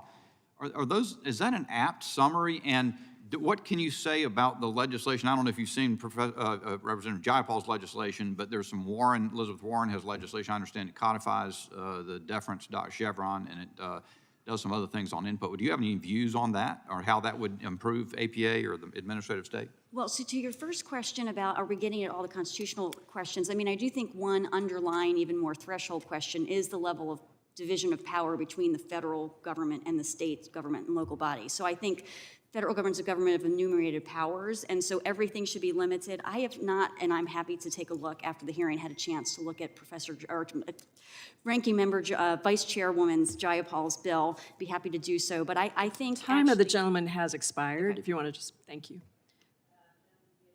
Gentleman yields back. The chair now recognizes the gentleman from Wisconsin, Mr. Fitzgerald. Thank you, Madam Chair. My colleagues have discussed many of the problems with the unchecked power of unelected bureaucrats in the federal government. There's perhaps no better example of this than the conduct of the FBI in the Russiagate investigation. This committee spent significant time on allegations that President Trump colluded with Russia. He was ultimately acquitted of these allegations by the Senate. These allegations have been proven to be a sham that wasted years of what could have been spent on more important issues like securing our southern border. DOJ Inspector General Michael Horowitz released a report in December of 2019 that concluded the FBI Trump-Russia investigation was filled with serious missteps and concealed information from the Foreign Intelligence Surveillance Act, FISA Court. Now the Durham investigation has demonstrated that the Steele dossier was widely inaccurate. The Clinton campaign cache, Fusion GPS to draft the dossier as opposition research. I think we all know that now. Fusion GPS relied on information from Igor Danchenko, a Russian who worked at the Brookings Institute. Mr. Danchenko based his information on tall tales from Chuck Dolan, a public relations executive who worked extensively with the Clinton campaign in the past. The whole scheme was a vicious circle that began and ended with the Clinton campaign. The fact that the Steele dossier served as the basis for 2 years of Democrat obstruction needs to be investigated further by this committee. Changing gears, we should also be looking at many of the unconstitutional rules issued by the Biden administration and the executive agencies. The administrative state's powers have encroached significantly on the legislative and judicial branch over the last several decades. It is now common for an agency to write a regulation with the force of effective law, executes the regulation, and adjudicates disputes under that regulation. Consolidating all three federal powers into a single entity. Other ways agencies set policy raise similar concerns. For example, seeking judicial deference to agency views. And due to the broad delegations of authority in statutes and expansive interpretation of the Constitution's Commerce Clause, the founders would likely neither recognize nor bless the modern administrative state. A few months ago, I introduced the Separation of Powers Restoration Act in order to mitigate the abuse of powers by unelected bureaucrats in our federal agencies.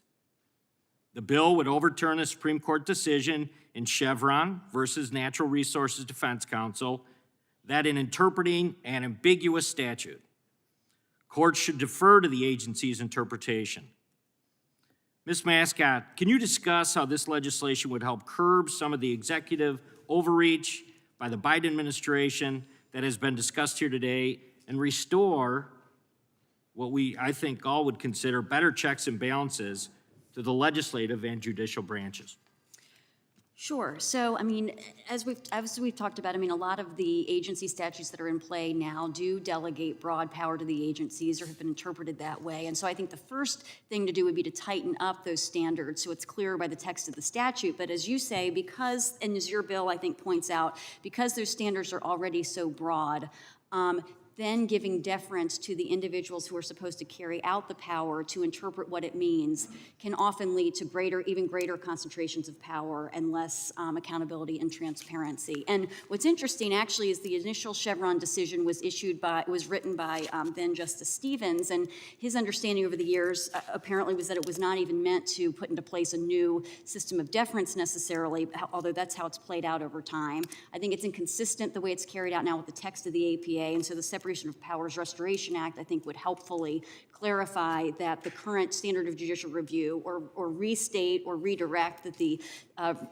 that court should decide what the law is and make sure that Congress's instructions to agencies on questions of law are more clearly followed and not handed over to the executive branch to interpret and carry out. Thank you. Thank you, Madam Chair. I yield back. Gentleman yields back. The chair now recognizes the gentleman from Georgia, Mr. Johnson, for 5 minutes.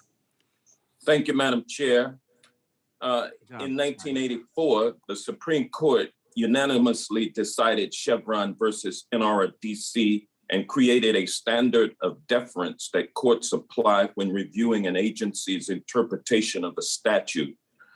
This standard has been applied numerous times across numerous administrations, although I might add that Republicans tend to want to do reform when a Democratic president and administration is in power. But this standard has been applied numerous times and has been revisited and ratified by the Supreme Court on several occasions. Congress and agencies have relied for over 30 years on the concept of Chevron deference or deference when enacting legislation and issuing rules. Professor Wagner, can you explain the concept of Chevron deference and why it is so important for generalist courts to defer to expert agencies when interpreting ambiguous statutory language? Yes, thank you for that question. So Chevron does say that if the statute is clear, then the court interprets it. When the statute is ambiguous, then we look to what the agency's interpretation is. And the reason is because those are policy-laden political decisions. And the judiciary is not equipped nor appropriate to decide political issues. So that is the structure underlying Chevron, and why the courts thought it was appropriate that when it comes to policymaking, we would defer to the political branches. Thank you. Do you think it is healthy that the current Chevron analysis and the body of law under that analysis should remain undisturbed by legislative fiat? Thanks for that question. I mean, the truth of it is the courts have been all over the map, and many have not followed Chevron at all, nor do they even cite Chevron. I think that the Chevron Doctrine has a great deal of sense behind it in terms of not having the courts meddle with political decisions. So I think having a signal from Congress that is an appropriate way for the courts to review agency decisions would be super helpful, because unfortunately a lot of courts are not applying Chevron deference. Thank you. Ms. Patterson, opponents of government action often fall back on the narrative that regulations kill jobs or that they hurt the economy, despite evidence to the contrary. How can federal agencies ensure that agency action is informed by actual data and evidence? Thank you so much. So certainly we should rely on data from even our own agencies, such as the Renewable Energy Laboratory, the National Renewable Energy Laboratories and otherwise, that very much point out the opportunities, even in the Department of Labor, the opportunities in the new energy economy. So recognizing that while we do have a necessary mandate to protect the public and protect our environment on which we all rely for our existence, we also have a mandate to ensure that the economy thrives, and we can do so in the new energy economy. That we know that the solar wind energy technicians is the #1 growing job in the country. We know that solar industry is one of the top 10 growing industries in the nation, and we know that this data exists from our own agencies and otherwise. And so it's really to make sure that we know what that data is, and we also that we're in dialogue with labor and with frontline workers groups to ensure that we know what they want in the path to a new energy economy. Thank you, Professor. Also, Professor Wagner, in his testimony, discussed how agencies and other parties have found gaps and loopholes around the notice and comment process under the APA, and this can result in agencies essentially pre-negotiating with some stakeholders outside of public view. Do civil rights groups, public interest organizations, and frontline communities usually have access to this pre-negotiation of rules? Not that I've experienced. That's coming from a civil rights organization and working with multiple public interest groups. As the data that I showed at the beginning, and it's in the written record now, there is such an extreme differential in terms of that access. And so, no, and in short. Well, to be clear, the time of the gentleman has expired. The chair now Thank you. recognizes the ranking member of the subcommittee, the gentleman from Colorado, Mr. Buck, for 5 minutes. I thank the chair. Professor Michaels, I was looking at your written statement, and on page 11, you quote President Biden's order from January 20th. And there are several factors that you believe should be considered in addition to cost. Am I correct in that? You need to put your microphone on. We're going to have a conversation here. You want to make sure everybody can hear us? Okay. Yes, sir. So the one that jumped out at me, and I really don't understand it, is the word equity and the concept of equitable. Professor Michaels, there are 3 professors on this panel today, 3 in this room. Is that correct? I believe so. Okay. And the Democrats have chosen on your nameplate to put the word professor. But on the 2 ladies' nameplates, they only have the word Ms. Do you think that's equitable, that the Democrats have discriminated against the women who are professors here?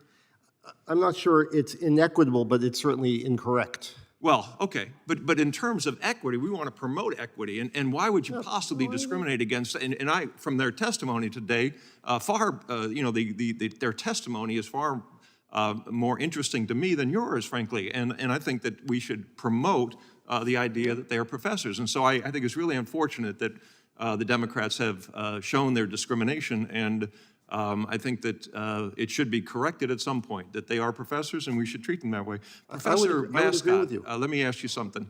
I think that there are a number of other factors that are involved that President Biden wants the agencies to consider, and one of them is public health and safety. Do you think that defunding the police is part of the consideration for public health and safety? Well, look, thank you, Congressman. So I'm, here obviously for legal expertise, and so don't have as much on the policy. But I think, generally speaking, that the policy determinations of which factors should be looked at in regulating and in making the law. I was really asking about defunding the police. You don't want to go with me, do you? I'll ask you another one. How about social welfare? Do you think it's fair for the Biden administration to tell gun owners what kinds of guns they can use to protect their homes and their families? Is that the kind of consideration that the Biden administration wants when he issued this order? Well, I think that what I was trying to say before is that, no, the Biden administration shouldn't be, I don't think, putting in place any of those factors when it carries out laws by Congress unless Congress has put the factors in itself. And here's another one. They talk about racial justice. Is it racially just to discriminate against Asian students when they apply to universities or law schools as opposed to other students? Is that racially just? Well, I agree with your concern about that as well. And again, do not think that imposing a particular view of racial justice should be done by the executive branch. And how about environmental stewardship? Certainly the fuels that the Chinese use for their energy are far more destructive to our environment and cause more harm in terms of the climate change theory than the fuels in the United States. Do you think the Biden administration would consider that in this memo that they wrote? I have concerns, as I mentioned before, with the executive branch really doing anything to choose what factors should and should not be looked at in regulations. I got one more for you. You're going to like this one. It talks about the interests of future generations. Biden administration interested in protecting unborn babies? Well, again, I think that is an issue that should be dealt with at the state and local level and with legislation and not by the courts taking it off the table or by the executive branch. I have something from your testimony that you might want to answer more than those couple of questions, but here's one for you. You talk about the Biden administration rescinding different executive orders from the president. One that I'm definitely concerned about as a former prosecutor is the ability of administrative agencies to enact criminal statutes or criminal rules. Any thoughts on rescinding that? To be honest, I was surprised actually that the Biden administration rescinded it because it did seem to me to be a policy that would have bipartisan support because there is a lot of criminalization at the federal level in general. To impose it by regulation, I think, is challenging. And what the executive order simply did was to say that it needs to be very clear from agencies what level of intent is going to be used to prosecute. And I it thank seems you like for everybody. your answers. Okay. I'm sorry, but I've run out of time and I yield back. The time of the gentleman has expired. I want to thank the gentleman for pointing out the unintended errors on nameplates. We will get new nameplates made and put before us. The chair now recognizes the gentlewoman from Pennsylvania, Ms. Dean, for 5 minutes. I thank the chair. I thank all of the testifiers. And Madam Chair, and to the testifiers, my absence here is because I'm running between two hearings, so please take it as no indication of an absence of interest in what you have testified to. And I thank you for participating today.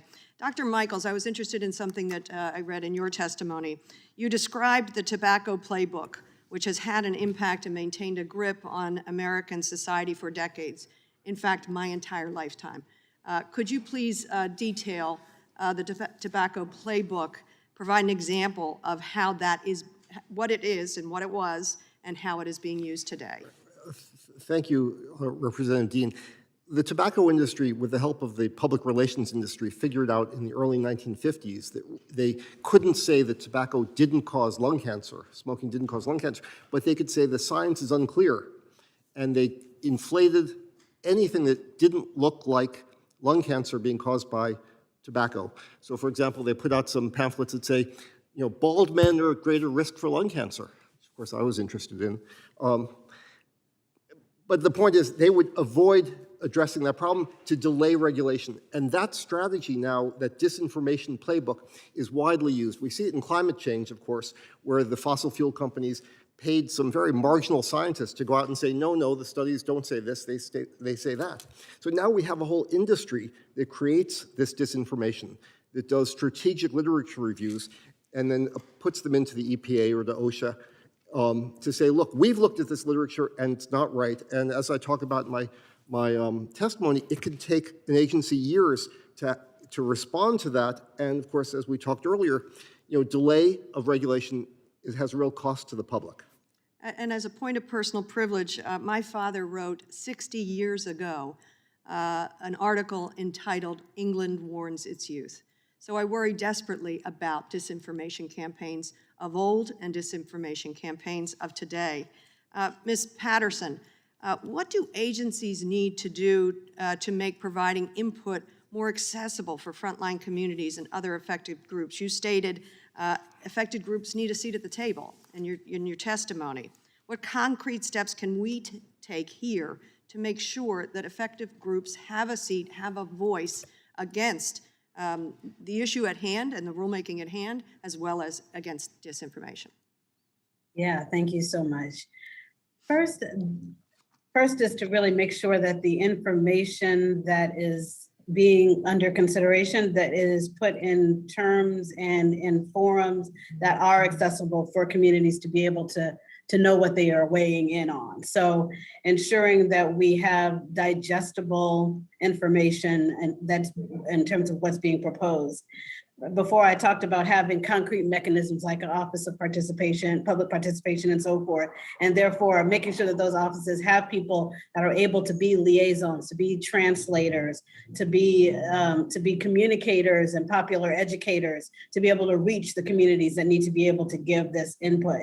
And secondly, to make sure that the avenues for providing the inputs are there, that at every juncture that the public, the communities know where they can give input in the same way as I talked about the disparities in the beginning, that at all the junctures, whether it's before something is being written so they can give, you know, input in design, while it's being written so they can give input on process, and then providing input on final drafts. So ensuring that we're really doing an audit of all levels and all pieces of the continuum. So those are some of the concrete examples. Certainly in my written testimony, I gave a little bit more. Go on. I thank you very much for that. And I'll use the remaining time that I have, maybe with a global question, Dr. Michaels. What would, in addition to what Ms. Patterson just said, what would a well-functioning rulemaking system look like? What concrete improvements can we make from what we have right now? Well, certainly a level playing field. Right now, wealthy individuals, corporations have a tremendous amount of input, and it just isn't fair. Poor communities, disadvantaged communities, just the regular folks, workers, people who care about their environment have nowhere near the ability to weigh in. And so as long as we have a system that works now, we really need advocates for the rest of us, not just for the wealthy and powerful. I thank you, and I thank you all for your participation and your testimony today. With that, I yield back. Gentlewoman yields back. The chair now recognizes the ranking member of the full committee, Mr. Jordan from Ohio, for 5 minutes. Thank you, Madam Chair. Professor Mascott, when was Dr. Fauci elected to office? At no time. Has he ever been elected to anything? I have not, he's not, certainly not in the current role. Is he a member of Congress? No. Now, you know, Dr. Fauci's a smart guy. In fact, if you don't believe me, just ask him. He said Sunday on a TV show that, quote, I represent science. So I'm not saying he's not a smart individual, but who does Dr. Fauci answer to? Well, I mean, well, at this point, I mean, presumably indirectly to the president, but I take your point. Well, I don't even think, Professor, with all due respect, I don't even think he answered to the president, because President Biden says we follow the science, and Dr. Fauci has basically said, I am science. I'm almost like God speaking. So I don't even think he answers to the president. So this is what scares me, is the fact that it's people who've never put their name on a ballot, never went out and talked to we the people who are making the decisions. And frankly, the Democrats' witness likes it that way. Let me just read from Mr. Michaels, Professor Michaels' testimony this morning. Just one sentence. We need an agile regulatory system to address the climate crisis, COVID-19 variants, environmental injustice, massive income, wealth inequality, affordable housing shortage, antibiotic resistance organism, the opioid overdose epidemic, and threats to the financial stability posed by cryptocurrency. We don't need a Congress. We don't need a Congress. We got this regulatory system that the Democrat witness thinks we need. So forget like putting your name on a ballot, going actually out and talking to the people and get elected to office and being in the United States Congress. We don't need it, according to Mr. Michaels. So isn't that your concern? Yeah, I think you're putting your finger on a very poignant example in current practice where we have a significant problem facing the country, obviously the pandemic. And there's a very broad statute, the quarantine statute from the 1940s, that had not been carried out anywhere close to the way it has been applied recently in the past. But Mr. Michaels doesn't want to limit it to that. Dr. Fauci may want to. Who knows what he wants to. He probably just wants to be dictator. But Mr. Michaels doesn't want to limit it to that. He talks about affordable housing. He's talking about cryptocurrency. He's talking about environmental injustice. I mean, he's talking about all kinds of things that he thinks the regulatory state needs to be able to agilely, or in some kind of fashion, be able to deal with. So it's not just quarantine issues. Well, of course, and I think the reason what you're pointing to, right, is the breadth of the law and how it's being interpreted. And if we defer to the executive branch's interpretation, that housing and cryptocurrency and whatever else falls within. But that's sort of how it works, isn't it? I mean, there's always some exceptions, and there's some give and take in the comment period of these. But the agency proposes a rule, then they enforce the rule, and then if there's a dispute, they have an Article I judge, executive branch judge, adjudicate. So again, and they want more of that. They want them to do that for everything. So why do we need a Congress? Right, the concentration of power, I think, in single entities is one of the greatest problems facing our system of government. No kidding. No kidding. Some of these people, I mean, the people who make decisions and impact small business owners, Americans, I mean, just every single day, the regulatory state, the bureaucratic state runs this country, and it is a huge problem. It's the biggest threat to liberty I think we see. And I haven't seen the bill that the chairman is introducing, but my gut tells me it probably moves in the direction that their witnesses want it to go, which is more power to the bureaucratic state. Is that your interpretation of their bill? I don't know if you've seen it either, because I haven't. I have not seen the bill. I will say I think the most constitutional approach would be for power to be dispersed among different decision makers, state, local communities, families, then at the federal level, policymaking in Congress. And you all have a lot of power here to be able to put those systems in place and make policy decisions. We're supposed to have a lot of power, something we need to claim back or take back. This idea that bureaucrats are going to run the country is, as I said before, frightening. You said this earlier. I just want to read this. I think this is you put this well, and you just basically said the same thing. The distribution of power over separate branches of government helps to ensure that each branch can more effectively perform its function of serving as a check on the other branches in order to better secure, this is the important part, the private interest of every individual. The security for civil rights consists in the multiplicity of interests. That is the Constitution. That's what this committee is supposed to uphold. More than any other committee in the Congress, we're supposed to be focused on that. And yet we have witnesses come in here and basically say, do away with Congress, let the regulatory state run the country. That is frightening. I yield back. Gentleman yields back. I seek unanimous consent to add a number of statements and letters regarding the current state of the rulemaking process and potential legislative reforms. A letter from Robert Weitzman and Jack Gillis, the co-chairs of the Coalition for Sensible Safeguards. A letter from Blake Emerson, assistant professor of law at UCLA's School of Law. An article by David Michaels and Jordan Barab, published by Time magazine, titled "We Ran OSHA, Here's the Truth About So-Called Vaccine Mandate." A letter from James Goodwin, the senior policy analyst at the Center for Progressive Reform. A letter from Martha Kinsella, senior counsel at the Brennan Center for Justice's Democracy Program. The Brennan Center's National Task Force on Rule of Law and Democracy's Proposals for Reform, Volume 2. So ordered. I now recognize the gentlelady from Indiana, Ms. Spartz, for 5 minutes. Thank you, Madam Chair. I think we talk a lot about corporations here and hiring scientists. I think scientists hired by government are also not less biased, because every scientist, every project I've seen, every report and study usually always pleases the payer. Every government study always yields the result that the government asks them to yield. So I would not really give too much credibility to government-based studies or a lot of universities where if you want to actually get tenure, if you not publish your work within the small group of people that have their own views, you're probably not going to get a tenure. So there is a lot of subjectivity. And honestly, if you look about, we're replacing right now the real liability with unenforceable regulations, where most of them should be decided in the court of law and not given so much immunity. A lot of us was always joking, a lot of this attorney will be out of business if we continue giving these unlimited immunities. But my question is just a quick question I have for Dr. Mascott. You're a professor of law. I am just an accounting, but when I look at the level of regulation and executive orders that have been expanded to the level, unbelievable. I was shocked to see that actually Congress doesn't have a streamlined process to deal with executive orders, and Congressional Review Act is not applying. So we streamline at least somewhat to look at regulations. Do you believe we need to really do a better job to see how we can deal more effectively with executive orders?